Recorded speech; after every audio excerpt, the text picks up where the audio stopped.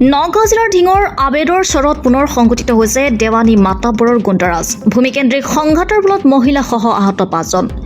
নগাঁও জিলাৰ চৰাঞ্চলত আজিও অব্যাহত আছে দেৱানী মাতাব্বৰৰ গুণ্ডাৰাজ। নগাঁও ঢিঙৰ আবেদৰ চৰত আজি পুৱাই সংঘটিত হয় এক ভূমিকেন্দ্ৰিক সংঘাত। ফলত মহিলাসহ আহত হয় 5জনকৈ লোক। দেৱানী মাতাব্বৰৰ আক্ৰমণত একেটা পৰিয়ালৰে ৱাহেদ আলী, মুজাহিদিন আলী, হুছনাৰা খাতুন, চহিনা খাতুন আৰু জালেকা খাতুন গুৰুতৰভাৱে আহত হয়। অভিযোগ মতে ৱাহেদ আৰু সাইফুল ইছলামৰ পৰিয়ালৰ মাজত এডোখৰ মাটিক কেন্দ্ৰ কৰি দীৰ্ঘদিনীয়া সংঘাত চলি আহিছিল।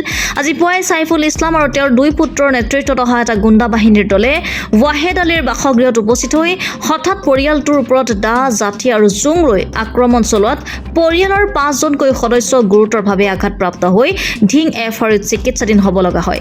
আনকি পৰিয়ালটোৰ বাসগৃহও সম্পূৰ্ণৰূপে ভাঙি পেলাই উক্ত দেৱানী মাতাব্বৰৰ দলটোৱে। আটাইৰে অৱস্থা শোচনীয় হৈ পৰাত চিকিৎসকে উন্নত চিকিৎসাৰ বাবে ইতিমধ্যে ঢিঙৰ পৰা নগাঁৱলৈ প্ৰেৰণ কৰিছে সকলোকে। এই সমগ্ৰ ঘটনাৰ সন্দৰ্ভত ভুক্তভোগী পৰিয়ালে ইতিমধ্যে ডুমডুমীয়া উপ আৰক্ষী চকীত এজাহাৰ দাখিল কৰিছে বুলি জানিবলৈ দিয়ে। মইদাবাৰীৰ পৰা ৰফিকুল ইছলামৰ ৰিপৰ্টাৰ লাইভ অসম। নানা গেছে বাদ পরে নানারে মারছে পরে গেছে মামুর ঘরে হালাই মারছে। কোনে মারিছে? ইয়া সাইফুলে সারানে সাইফুলে বানসিরি ইনতা হাবজা হাবিজা সারান। কিমানজন মানুহ আহত হৈছে? বহুত আছে মানুষ কয়টা দুঃখ হয়েছে? 6জন দুঃখ পাইছে। ওয়াইদা হুসনা সহিনা কিহেদি কোবাইছে? কি দি কোবাইছে? দাও দিয়া রান দাও দা একটা দাদা ভরাইছে, লাঠি দা বাইরেছে, মাথা ফড়াই আছে।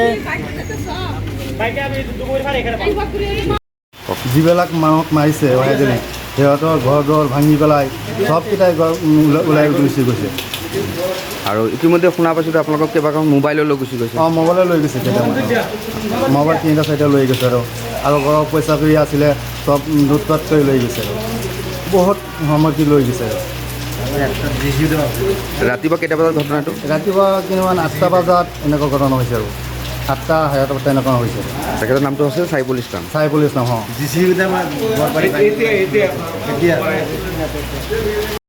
আমরা শুনছি এরা ফোন মারছে 7 তারিখ আইতাম মারামারি লাগছে তারা পরে আমরা আইসি দিরা হেরে মারবি পাইছে না যে তারা গাড়ি করে লিয়ে আসবে। কিমানজন মানুহ আহত হৈছে? 6জন 6জন মানুহ আহত হৈছে ন? কোনে তো ভাড়া আছে বাইরে গান্দাও তো খুব আছে একটা ঠেদা ভাড়া আছে টেনশন ব্যাংকের তো বাইরে কোনে মাৰিছে? কোনে মাৰিছে আগে দেখো কেইজন মানুহক আহত কৰিছে? 6জন 6জনক আহত কৰিছে ন? Reporter live Assam.